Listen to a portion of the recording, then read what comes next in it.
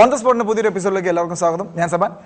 ഇന്ന് നമ്മളോട് കൂടെ ഉള്ളത് വെള്ളി വെളിച്ചത്തിൽ എന്ന് പറയുന്ന സിനിമയുടെ ഇപ്പം തിയേറ്ററിൽ എല്ലാവരും കണ്ടുകൊണ്ടിരിക്കുകയാണ്. പടം എന്താണ് നമ്മുടെ ജോൺ ബേട്ട സാർ അഭിനയിച്ച പടമാണ്. അപ്പോൾ അതിൻ്റെ വിശേഷങ്ങൾ നമ്മളോട് പങ്കുവയ്ക്കാനായിട്ട് സിനിമയുടെ പ്രവർത്തകർ, അണിയർ പ്രവർത്തകരായിട്ടുള്ളവരും അഭിനേതാക്കളും എല്ലാം നമ്മുടെ കൂട്ടത്തിലുണ്ട്. അപ്പോൾ അവരുടെ വിശേഷങ്ങൾ കേൾക്കാം. അവരുടെ വിശേഷങ്ങളിലേക്ക് പോകാം. ഇതൊരു ചാറ്റ് ഷോ അല്ല, നമുക്ക് ചാറ്റ് ഷോ വേണ്ട. നമുക്ക് സിനിമയുടെ ഈ സന്തോഷത്തിൽ ഇപ്പം എന്താണ് വിജയിച്ച് ഓടിക്കൊണ്ടിരിക്കുകയാണ് പടം. അപ്പോൾ അതിൻ്റെ ഒരു സന്തോഷം അങ്ങോട്ടും ഇങ്ങോട്ടും പങ്കുവയ്ക്കാം. കൊടുത്ത് ഞാനും കൂടെ എന്താ അതുപോലെ നോ പ്രോബ്ലം. അപ്പം നമുക്ക് മോദി സാറിന് തന്നെ തുടങ്ങാം. മോദി സാറേ, നമ്മൾ എടുത്തൊരു സന്തോഷമുണ്ട്.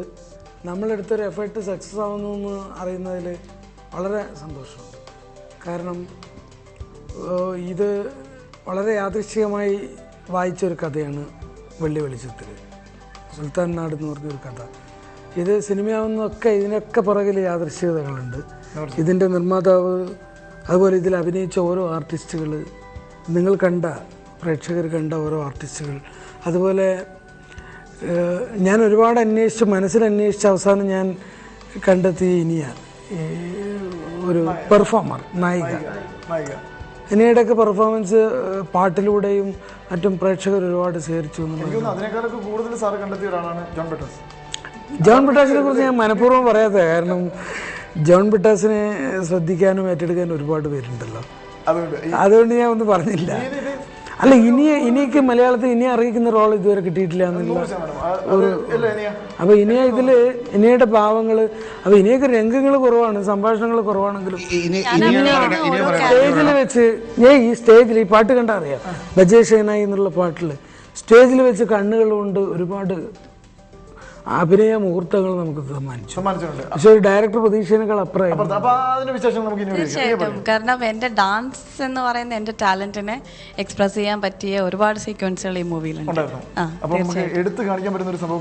മാത്രമല്ല ഇതുവരെ ഞാൻ ചെയ്തിട്ടുള്ള ഡീഗ്ലാമറൈസ്ഡ് ആയിട്ടുള്ള റോൾസ് ആയിരുന്നു. പക്ഷെ ഇതിൽ ഏറ്റവും കൂടുതൽ ഭംഗിയായിട്ട് എന്നെ കാണിച്ചിട്ടുണ്ട്. ശരിക്കും സീനു സിദ്ധാർത്ഥ് സാറിനാണ് അതിന് താങ്ക്സ് പറയേണ്ടത്. എനിക്ക് തോന്നുന്നത് സിനിമ ഇറങ്ങുന്നതിന് മുമ്പ് തന്നെ ഒരുപാട് മുമ്പ് ഹിറ്റായ ഒരു സംഭവമാണ് പാട്ട്. അപ്പം നമുക്ക് മ്യൂസിക്കിനെ കുറിച്ച് ചോദിക്കാം. എന്തായാലും ഇപ്പൊ പറഞ്ഞ പാട്ട് ബാജേ ഷെനായി, അത് ഹരിഹരൻ സാറാണ് പാടിയത്. ഞാനും അച്ഛനും ചേർന്നാണ് പാട്ടിൻ്റെ കാര്യങ്ങൾ നീക്കിയത്. അത് രണ്ടുപേരും പാടാം. പറയുന്നതിനേക്കാൾ ഒരു പാട്ടിനെ പറ്റി പറയുന്നതിനേക്കാൾ ആ പാട്ട് കേൾക്കുന്നില്ല. ഒരുപാട് നീണ്ടുപോണ്ട രണ്ടുപേരും. ഇല്ല. बाजे शहनाई बाजे डोला, बाजे डोला डोला रे, बाजे शहनाई बाजे डोला, बाजे डोला डोला रे,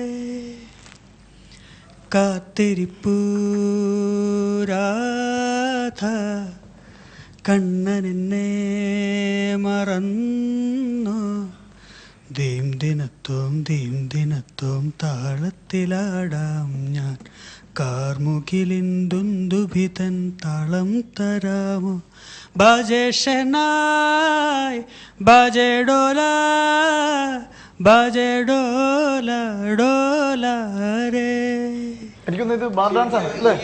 ഈ പാട്ട് കേൾക്കുമ്പോഴേ, കാരണം ഇത് ഒരുപാട് പ്രാവശ്യം ഷൂട്ടിങ്ങിനിടയിൽ നമ്മളിത് കേട്ടിട്ടുണ്ട്, ഈ ലൈൻ ബാജേ ഷെഹനായി.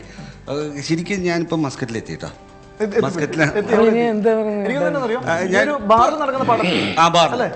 അതിനെക്കുറിച്ച് വ്യക്തമായിട്ട് ബാറിനെ പറ്റിയോ അതോ ഡാൻസിനെ പറ്റിയോ? ഇത് കേട്ട് കഴിഞ്ഞാൽ ഒരു ട്രഡീഷണൽ ടച്ച് ഉണ്ട് ഈ പാട്ടിന് തന്നെ. ഈ പാട്ട് എന്ന് പറയുന്ന ടുവേർഡ്സ് ദ ക്ലൈമാക്സ് വരുന്നതാണ്. One of the highlight song ആണ് ഈ മൂവിയിൽ. കൂടുതൽ വ്യക്തമായിട്ട് ഡാൻസ് ബാറിനെ കുറിച്ച് ഇത് ഇന്ന് വളരെ കുറച്ച് വ്യത്യാസമുണ്ട്. ഞാൻ പറഞ്ഞ നേരത്തെ ഇനിയെ പറഞ്ഞ പോലെ മറ്റേ ഗ്ലാമറസ് റോളുകൾ ചെയ്തിട്ടുണ്ടെങ്കിലും ഇതിൽ ശരിക്കും സ്റ്റണ്ണിങ് ബ്യൂട്ടി എന്ന് പറഞ്ഞാണ് ഞാൻ ഇൻട്രൊഡ്യൂസ് ചെയ്യുന്നത് ഇനിയനെ വന്നിട്ട്. Now you are going to watch the stunning ബ്യൂട്ടിയുടെ ഡാൻസ് എന്ന് പറഞ്ഞാൽ. പക്ഷെ ശരിക്കും വന്ന് സിനു സിദ്ധാർത്ഥ് ഒരു ആ സ്റ്റണ്ണിങ് ബ്യൂട്ടി ആയിട്ട് തന്നെ ഇനിയനെ കൊണ്ടുവന്നിട്ടുണ്ട്. ഓക്കെ, ഇനിയിപ്പോൾ ഡാൻസിൻ്റെ കാര്യം അല്ലേ? യെസ്, കറക്റ്റായിട്ട് ഞാൻ ഒരുപാട് ഇതേപോലത്തെ ക്യാബറ ഡാൻസുകൾ ചെയ്തിട്ടുണ്ട്. ഇത് അതിൽ നിന്ന് വ്യത്യാസമായിട്ടുള്ള ഒരു ഡാൻസ് ബാറാണ്. ഞാൻ ഈ ഡാൻസ് ബാർ എല്ലാം നേരത്തെ ഞാൻ ഭയങ്കര പ്രതീക്ഷയോടെയാണ് പോണത്. നമുക്ക് ഒരുപാട് ഡാൻസേഴ്സുകൾ ഇങ്ങനെ ചുറ്റും നമുക്ക് ചുറ്റുമൊക്കെ ഉണ്ടാവും. ആ ഡാൻസ് ബാറിന്റെ മാനേജർ ഞാനാണല്ലോ. അപ്പൊ ചുറ്റും ഇങ്ങനെ വന്നിട്ടുള്ള ഡാൻസ് ക്യാബറ നർത്തകികളുടെ നടുക്ക് ഇങ്ങനെ ഒന്ന് വിലസാമെന്നൊക്കെ വിചാരിച്ചാൽ അവിടെ ചെന്നപ്പോഴാണ് ഞാൻ കാര്യം മനസ്സിലായത്. അതെ, പണിമാളി പോയി ഇതൊരു ട്രഡീഷണൽ ഡാൻസിലാണ് ഇനിയ വരുന്നതെന്നും പലരും ട്രഡീഷണൽ ഡ്രസ്സാണ് ഇടുന്നതെന്നും മനസ്സിലാക്കിയപ്പോൾ അത്രേ ഉള്ളൂ. പിന്നെ ഞാൻ ഇതിനകത്തൊരു കാര്യം എന്ന് പറഞ്ഞാൽ ഇപ്പോൾ മസ്കറ്റിൽ ഡാൻസ് ഇല്ല. ഈ കഥ എഴുതുന്ന സമയത്ത് ഡാൻസ് ബാർ അവിടെ ഉണ്ടായിരുന്നു. ഒരു വർഷമായിട്ട് അങ്ങോട്ട് നിർത്തിയിട്ടുള്ളൂ. അപ്പോൾ അങ്ങനെ ഞാൻ അതിനെ അന്വേഷിച്ചിട്ട് കംപ്ലീറ്റ് ഡാൻസ് ബാറുകളുടെ അന്വേഷണം നടപ്പായി. കാരണം ഈ ഡാൻസ് ബാർ എങ്ങനെയുണ്ടെന്ന് ആദ്യം ഒന്നും കാണണമല്ലോ. അപ്പോൾ എൻ്റെ അടുത്ത് രമേശ് നേരത്തെ പറഞ്ഞു ബഹ്റൈനിൽ ഒരുപാട് ഡാൻസ് ബാറുണ്ട്. അപ്പോൾ ഞാൻ പറഞ്ഞു എന്നാൽ പിന്നെ നമുക്ക് ഷൂട്ടിങ് ബഹ്റൈനിലാക്കി എന്താ. ഇല്ലില്ല, മസ്കറ്റ് നിങ്ങളൊന്ന് കണ്ടു നോക്കണം കേട്ടാ. കാരണം അത് വളരെ ഭംഗിയുള്ള സ്ഥലമാണ്. മറ്റ് ഡെസർട്ട് പോലെയൊന്നും അല്ല. കുന്നുകളും മറ്റ് മലകളും എല്ലാം നിറഞ്ഞ ഒരു സ്ഥലമാണ്. ശരി, ഓക്കെ. അങ്ങനെ അവിടെ എത്തിയതിന് ശേഷം ഡാൻസ് ബാർ ചെന്നപ്പോൾ പല ഡാൻസ് ബാറിലും ഇപ്പോൾ വെറും ബാർ മാത്രമാണ്, ഡാൻസ് ഇല്ലാത്ത ബാറുകൾ, ഫ്ലോർ മാത്രമേ ഉള്ളൂ. അങ്ങനെ ആ ഫ്ലോറിലൊക്കെ നമ്മൾ ഒരു മനസ്സിന് ഒരു ആശ്വാസം കിട്ടാൻ വേണ്ടി 2 സ്റ്റെപ്പൊക്കെ വെച്ച് അവരില്ലല്ലോ എന്ന് പറഞ്ഞാണ് ഞാൻ ഈ സോങ്ങിനകത്ത് ഷൂട്ടിന് വന്നത്. ഇതിനകത്ത് ശരിക്കും ആണുങ്ങൾ അവിടെ ഡാൻസ് ചെയ്യാറില്ല. ആണുങ്ങൾ ഡാൻസ് ചെയ്യാത്ത കാരണം ഭയങ്കര പ്രയാസമായിരുന്നു. അങ്ങനെ വെയിറ്റ് ചെയ്ത് ക്ലൈമാക്സ് വരെ എത്തി, നമുക്ക് ഡാൻസ് കിട്ടാനുള്ള ചാൻസ്. അപ്പോൾ അതിൻ്റെ ലാസ്റ്റ് ക്ലൈമാക്സിൻ്റെ കഴിഞ്ഞ ഉടനെ ഞാൻ അവിടെ ഈ സോങ് അത് ഈ ഡാൻസ് ബാറിലാണ് നടക്കുന്നത്. അപ്പം ഞാനാണല്ലോ അതിൻ്റെ മാനേജർ. അപ്പം മൈക്ക് എൻ്റെ കയ്യിലായിരിക്കുന്നത്. ഞാൻ അവനോട് പറഞ്ഞു ഞാൻ ഇപ്പം ഡാൻസ് ശരിക്കതൊരു സ്റ്റണ്ണിങ് മൂവ്മെൻ്റ് ആയിരുന്നു. ഞാൻ അവിടെ പറഞ്ഞു ഡാൻസ് പ്ലേ മ്യൂസിക് ഞാൻ ഷൗട്ട് ചെയ്താൽ നീ മ്യൂസിക് ഇട്ടോളാൻ പറഞ്ഞായിരുന്നു. ക്ലൈമാക്സിന്റെ ബിറ്റ് കഴിഞ്ഞ് ഞാൻ പറഞ്ഞു പ്ലേ മ്യൂസിക് ലെറ്റ്സ് ഡാൻസ് പറഞ്ഞു. അപ്പൊ മ്യൂസിക് ഇട്ട് ഞാൻ ചാടി ഫ്ലോറിലേക്ക് ഇറങ്ങി. ബാക്കിയുള്ള ഓഡിയൻസ് ഒക്കെ ഡാൻസ് ചെയ്തു. അങ്ങനെ ടോട്ടൽ ആ കാര്യം വന്ന് അന്നേരം ഡാൻസ് ആയിട്ട് മാറി. അത് ആകെ വന്നിട്ട് ഒരു രസമായിട്ടായിരുന്നു അത് സംഭവിച്ചത്. അതോടുകൂടി എല്ലാവരും അന്ന് അപ്പം ആ ഫ്ലോറിലുണ്ടായിരുന്നു. കംപ്ലീറ്റ് എല്ലാവരും ഡാൻസിലേക്ക് ഇറങ്ങി കംപ്ലീറ്റ് കൊഴിപ്പിച്ച് ഡാൻസ് ആയിട്ടാണ് ഞങ്ങൾ ക്ലൈമാക്സ് അടിച്ചു പൊളിച്ചു. അതോടുകൂടി എനിക്ക് കുറച്ച് ആശ്വാസമായി. ഡാൻസ് ബാറിലെ മാനേജർ എന്ന് വന്നിട്ട് ഒന്ന് ശരീരം അനക്കാതെ എന്ന് പറയുന്നത് മോശമാണ് അല്ലേ? സുധീർ സാർ ഒരു സ്കൂളിന്റെ +2 പ്രിൻസിപ്പളാണ് അല്ലേ? കാരണം ഞാൻ ആദ്യമായിട്ട് കേട്ടത് സത്യം ഞാൻ ഈ ഇടയ്ക്കാണ് അറിഞ്ഞത്. സത്യം നീട്ടിപ്പോയി സത്യമായിട്ട്. കാരണം സാറിൻ്റെ ഒരു ക്യാരക്ടർ കാണുമ്പോൾ എന്ന് പറയുന്ന ക്യാരക്ടർ സാറിൻ്റെ പ്രിൻസിപ്പൾ. കാരണം സത്യമായിട്ട് എനിക്കൊരു ഇത് തോന്നി. സത്യമായിരിക്കും ഞാൻ സാറിനെ കണ്ടപ്പോൾ മിക്സഡ് സ്കൂളാണോ? അല്ല, അതുകൊണ്ടാണ് മസിൽ പിടിക്കുന്നത്. അതിനേക്കാളും ഭയങ്കര പ്രശ്നമാണ്. അല്ല ഞാൻ ചോദിക്കട്ടെ, എനിക്ക് ഇവിടെ ഇത് എനിക്ക് ചോദിക്കാൻ പറ്റണം പ്ലീസ്. കാരണം ഞാൻ മദ്രാസിലെ മോൻ എന്ന ആ കഥാപാത്രം ചെയ്തതിന് ശേഷം ഭയങ്കര പ്രശ്നമായിരുന്നു എനിക്ക്. കാരണം എന്താ പറഞ്ഞാൽ എന്നെ യഥാർത്ഥ അന്ന് TV ഒന്നും ഇല്ലല്ലോ. അപ്പൊ മദ്രാസിലെ മോനായിട്ട് അവരുടെ മനസ്സിലുള്ളത് ഞാനാണ്. ഒരു കൊലയാളിയായിട്ട് എന്നെ കാണുന്നത്. ഞാൻ അന്ന് ഒരു വീട്ടിൽ പറഞ്ഞ് വേലക്കാരി കരഞ്ഞോടുകൂടി നിങ്ങളുടെ കുട്ടികളെങ്ങനെ നിങ്ങളൊക്കെ ഒരുപാട് മാറി, പ്രേക്ഷകർ ഒരുപാട് മാറിയിട്ടുണ്ട്. അവർ ഒരുപാട് മാറിയിട്ടുണ്ട്. അവർക്ക് ഓരോ ഫ്രെയിംസ് കാണുമ്പോൾ അവർ പറയും ഇന്ന ഫ്രെയിമാണ്, ക്യാമറ അവിടെയാണ് എന്ന് പറയുന്ന ഒരു അന്തരീക്ഷത്തിലാണ് ഇപ്പോൾ പ്രേക്ഷകർ എന്ന് പറയുന്നത്. വളരെ കുട്ടികളായാൽ പോലും ഞങ്ങൾ ഈ 11th സ്റ്റാൻഡേർഡിൽ പഠിക്കാനുണ്ട് വാട്ട് ഇസ് ഫിലിം മേക്കിംഗ് എന്നൊരു ചാപ്റ്റർ തന്നെ ഉണ്ട് ഇംഗ്ലീഷിൽ. അതുകൊണ്ട് പിള്ളേരുടെ ഇടയിൽ നമ്മൾ അതൊന്നും പ്രശ്നമില്ല. അതുകൊണ്ട് ഇത് രണ്ടും കൊണ്ടുപോകുന്നതുകൊണ്ട് എനിക്ക് ആരും വിഷമം ഉണ്ടാവാറില്ല. നന്നായിട്ട് കൊണ്ടുപോകാൻ പറ്റുന്നുണ്ട്. ഈ ഇങ്ങനെ ആയതുകൊണ്ട് മാത്രം രണ്ടും കൊണ്ടുപോകാൻ നമുക്ക് പറ്റുന്നുണ്ട്. പുള്ളിക്ക് സാലറി കൊടുക്കാൻ പുള്ളി തന്നെ പോകണം. ആക്ച്വലി ട്രഷറിയിൽ പുള്ളി പോയി സൈൻ ചെയ്താലേ ശമ്പളം കിട്ടും. അപ്പോൾ 1-ാം തീയതിക്ക് മുമ്പേ പുള്ളിയുടെ ടെൻഷൻ കാരണം ഞെട്ടിപ്പോയി. അപ്പോൾ ഒരു പ്രിൻസിപ്പാൾ എന്നുള്ള രീതിയിലും ഒരു നടൻ എന്നുള്ള രീതിയിലും അഭിനയിക്കുന്ന 2 ആംഗിളിലാണ് അവിടെ കണ്ടത്. കാരണം പുള്ളി പോയാലേ അവിടെ സ്റ്റാഫിന് ശമ്പളം കൊടുക്കാൻ പറ്റുള്ളൂ. കാരണം ട്രഷറിയിൽ പുള്ളിയുടെ സൈൻ ഉണ്ടെങ്കിൽ മാത്രമേ പൈസ കിട്ടുള്ളൂ. അപ്പോഴാണ് മനസ്സിലായത് പുള്ളി അല്ല ഏതെങ്കിലും ഒരു പരിപാടി മതിയാക്കുന്നതാണ് നല്ലത്. ഏതെങ്കിലും ഒന്ന് തൽക്കാലം മതിയാക്കുന്നതാണ്. അതുകൊണ്ട് പല മാനേജ്മെന്റുകളും പ്രൊഡ്യൂസേഴ്സിന് പറയാറുണ്ട് ഈ നിങ്ങൾ ഷൂട്ടിങ് ഇദ്ദേഹത്തിന്റെ 28-ാം തീയതി തൊട്ടിട്ട് ഒരു 10-ാം തീയതി വരെ വെക്കണേന്ന്. കൊടുത്താമല്ലോ ശമ്പളം. എനിക്കൊന്ന് സിനിമയുടെ ഒരുപാട് വിശേഷങ്ങൾ പറയാനുള്ള സുധീറിനെ ഏൽപ്പിച്ചൊരു ക്യാരക്ടർ ആ ക്യാരക്ടറിനോട് പുള്ളി ചെയ്തൊരു വളരെ സത്യസന്ധതയുണ്ട്.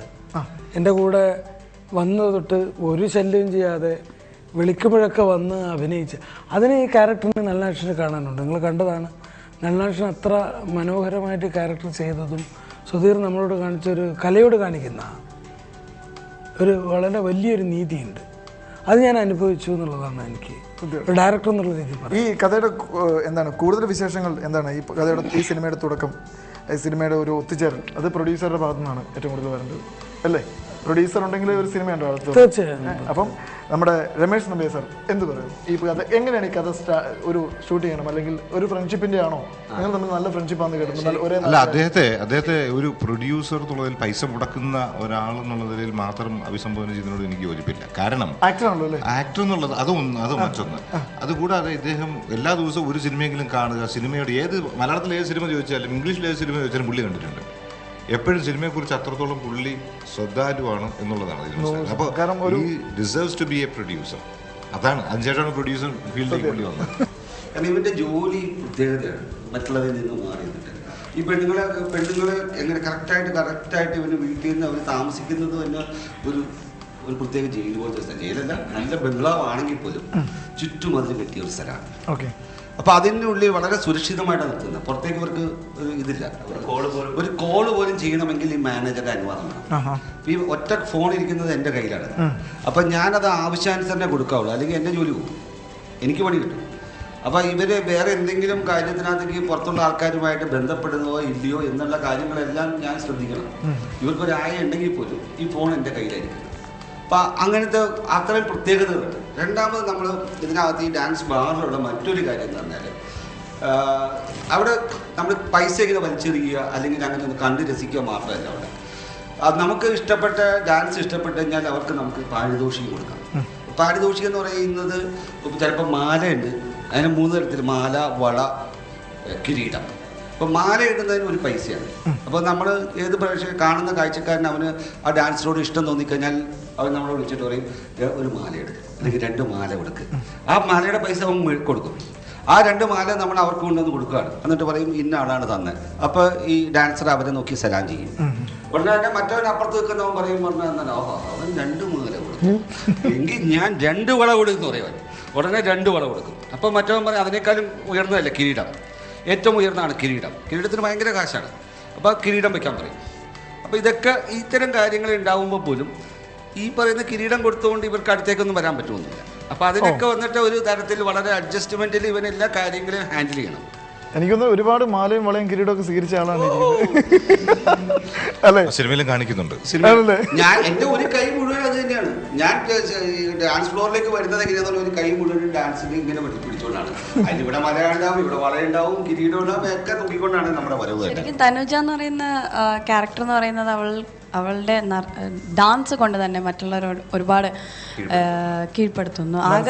ആകർഷത തോന്നുന്ന ഡാൻസാണ് അവളുടേത്. അങ്ങനെയുള്ള ഒരു ബോഡി ലാംഗ്വേജ് ആണ് അവളുടെ ക്യാരക്ടറിന്.